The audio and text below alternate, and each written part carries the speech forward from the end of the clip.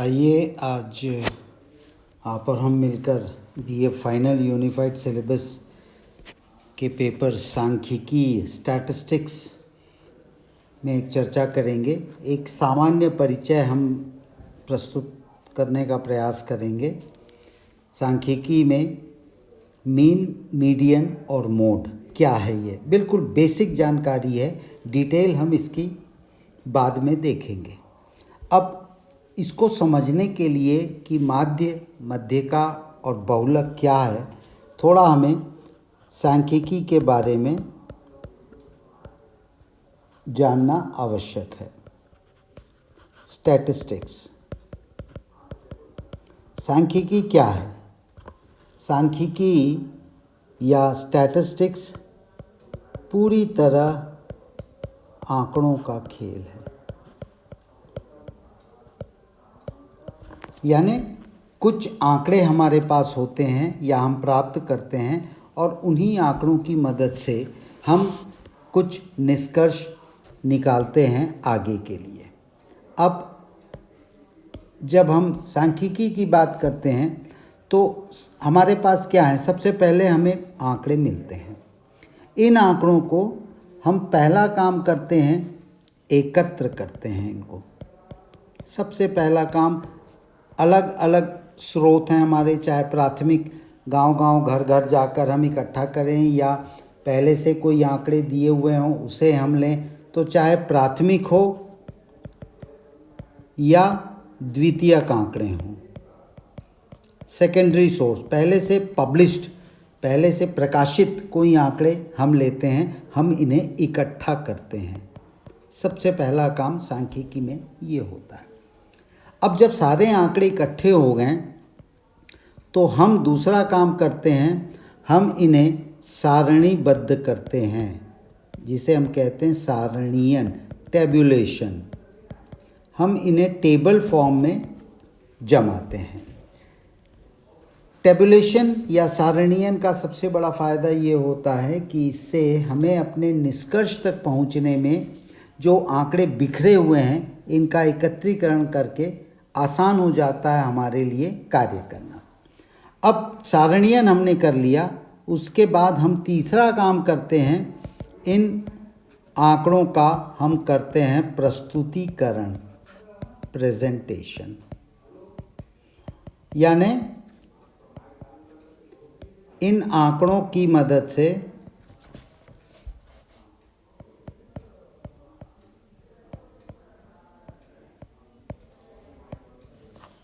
हम प्रस्तुतिकरण करते हैं।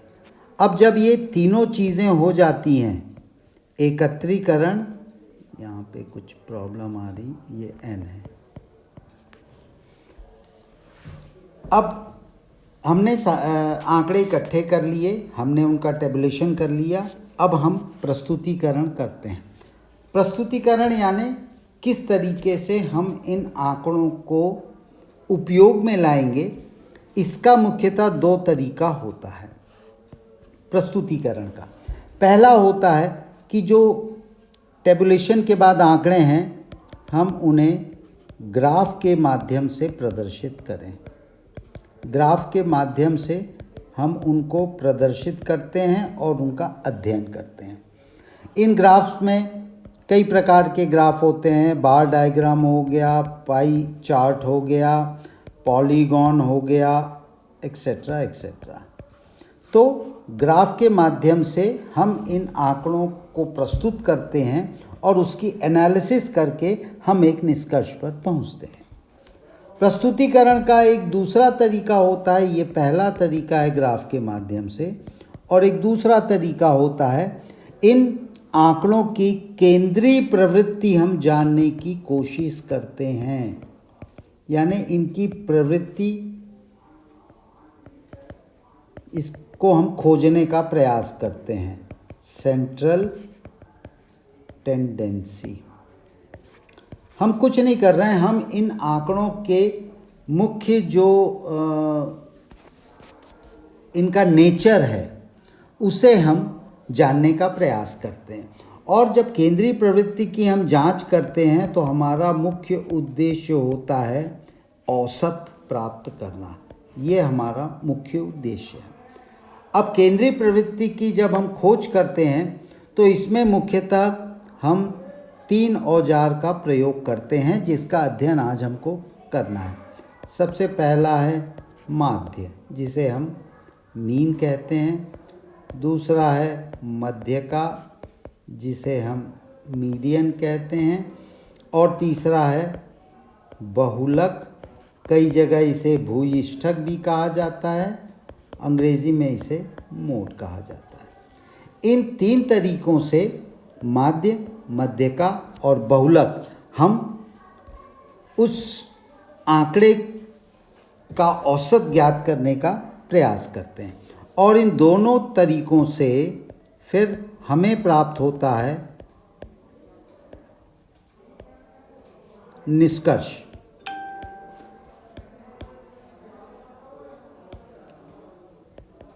ये कुछ प्रॉब्लम आ रही है इसमें।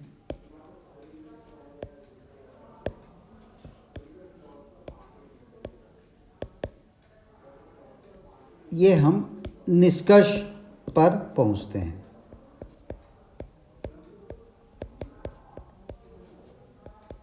ये हमारा मुख्य उद्देश्य होता है सांख्यिकी में कि आंकड़ों की मदद से हम कैसे किसी निष्कर्ष पर पहुंच रहे हैं। अब आइए एक एक करके देखते हैं इनको। सबसे पहले हम बात करेंगे मीन की। मैं बिल्कुल बेसिक्स आपको बता रहा हूँ। माध्य, जिसे हम मीन के नाम से जानते हैं। अब मीन में क्या होता है, ये सर्वाधिक महत्वपूर्ण पहलू है सेंट्रल टेंडेंसी ज्ञात करने का, यानी औसत ज्ञात करने का सर्वाधिक महत्वपूर्ण पहलू है। अब हमारे पास पहला काम, जैसा हमने पिछले अभी बताया थोड़ी देर पहले, आंकड़े। हमें सबसे पहले आंकड़े एकत्र करने होते हैं। अब चलिए एक एग्जाम्पल लेते हैं। एक परिवार में एक बच्चा है। सबसे छोटा बच्चा 2 वर्ष का, दूसरा बच्चा 3 वर्ष का, तीसरा बच्चा 5 वर्ष का, चौथा बच्चा भी जुड़वा है 3 वर्ष का, और पिता है मान लीजिए 34 वर्ष का, और पत्नी है 30 वर्ष की। 1 2 3 4 5 6, ये 6 लोगों का 6 सदस्यीय एक परिवार है। ये उनकी उम्र है, ये इतने वर्ष उनकी उम्र है। अब इसमें सामान्य माध्य अगर हम निकालते हैं तो हमें इसका मध्यमान निकालना है, औसत निकालना है। औसत निकालने के लिए हमें कुछ बहुत ज़्यादा करने की आवश्यकता नहीं है। हम क्या करते हैं, ये जितने आंकड़े हैं उन्हें जोड़ देते हैं। 2 + 3 + 5 + 3 + 34 + 30, ये हो गया 4 3 7 5 12, 5 17 की 7, 1 3 3 6 77, if I am not wrong, 5 10 10 4, ये 77 हो गया। अब कुल सदस्य कितने हैं, 1 2 3 4 5 6। अब इसे हम 6 से भाग दे देते हैं, यानी 77/6। ये हो जाता है 6 दूनी 12, 5 और 6 8 48, तकरीबन 12.8 वर्ष। हम ये कह सकते हैं, ये निष्कर्ष है कि यह इस परिवार की औसत आयु है।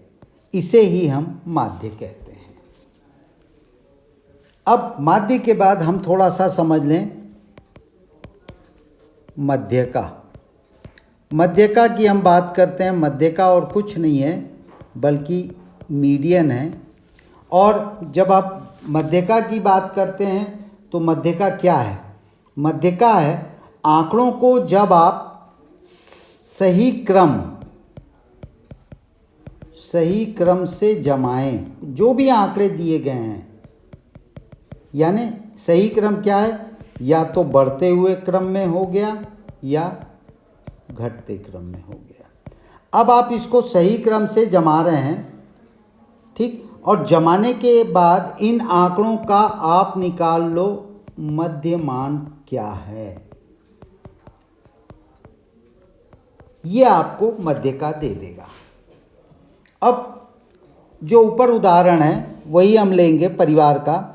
परिवार की उम्र दी गई है 2, 3, 5, 3, 34 और 30। अभी आप देखेंगे ढंग से जमा नहीं है। अब हमने क्या किया, इसको बढ़ते क्रम पे जमाया। अब ये हो गया 2 वर्ष, 3 वर्ष, 3 वर्ष, 5 वर्ष, 30 वर्ष, 34 वर्ष। ये हमने कर दिया बढ़ते क्रम में। ये घटते क्रम में भी हो सकता है। ठीक, अब बढ़ते क्रम में अब इसका मध्यमान निकालना है हमको। मध्य में कौन सी वैल्यू आ रही है? ये पहला, ये दूसरा, तीसरा, चौथा, पांचवा, छठवां, 6 सदस्य हैं। तो मध्य में जो आ रही है 1, 2, 3, 4, 5, 6। तो आप ये देखिए 2 वैल्यूज़ बीच में आ रही हैं, 3 और 5। इसके बाईं तरफ 2 वैल्यूज़ हैं और दाईं तरफ 2 वैल्यूज़ हैं। ये ऐसा क्यों हो रहा है? क्योंकि ये आंकड़े सम संख्या में हैं, यानी ये इवन नंबर्स में हैं। 6 सम संख्या है। ऐसी स्थिति में हम क्या करेंगे, जो बीच के 2 हैं इनका हम योग कर देंगे 3 + 5। इसका औसत निकाल देंगे बटे 2, यानी 8/2 यानी 4। ये आपका हो गया मध्य का। सिंपल तरीके से। अगर ये मान लीजिए विषम संख्या है, मैं इसमें एक संख्या और जोड़ देता हूँ, 2, 3, 3, 5, 7, 30, 34। ये 7 नंबर का जो है उस परिवार में एक नया सदस्य आया है पढ़ने के लिए।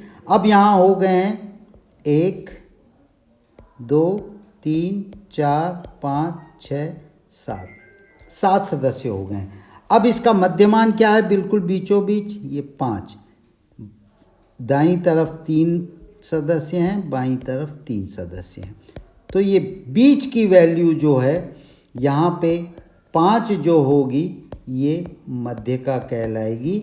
ये है विषम संख्या का हमने निकाला ऑड। ये हो गया मध्य का। अब तीसरी चीज़ हम देखते हैं मोड, या जिसे हम कहते हैं भूयिष्ठक। भूयिष्ठक यानी मोड। इसे कई जगह बहुलक के नाम से भी जाना जाता है। अब इसमें बहुलक क्या है? जब हम अभी तक आपने मीन और मीडियन क्लियर समझ लिया है। बहुलक सामान्यतया जो आंकड़ा है, जो आंकड़े दिए हुए हैं, इसमें सर्वाधिक आंकड़ा जो बार बार आया हो वही मोड होगा। बार बार आया हो मतलब जिन आंकड़ों में जो सर्वाधिक बार इस्तेमाल किया गया है। अब इसमें मैं देखता हूँ, पुराना ही आंकड़ा लेता हूँ, 2, 3, 5, 3, 34, 3। 2, 3, 5, 3, 34 और 30। ये परिवार की उम्र है। ठीक, अब इसमें कौन सा आंकड़ा सर्वाधिक बार आया है? 2 एक बार आया, 5 एक बार आया, 34 एक बार आया, 30 एक बार आया, लेकिन 3 जो है वो 2 बार आया है। एक बार, एक बार, एक बार, एक बार। तो जो आंकड़ा सर्वाधिक बार आया रहे वही बहुलक होगा, या उसी से मोड का निर्धारण किया जाएगा। तो ये आपको समझना आवश्यक है कि मीन, मीडियन या मोड, इसमें ग्राफ के माध्यम से आप प्रदर्शित कर सकते हैं, या जो केंद्रीय प्रवृत्ति है उसकी आप तलाश करके उसका औसत निकालिए, चाहे माध्य हो या मध्यिका हो या बहुलक के माध्यम से हो।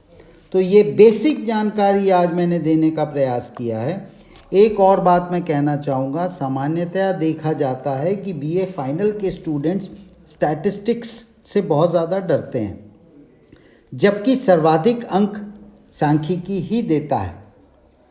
थ्योरी आप कितनी भी क्वेश्चंस बनाएंगे आपको उतने अंक नहीं मिलेंगे जितना कम समय में आप ज़्यादा अच्छे से न्यूमेरिकल्स कर सकते हैं।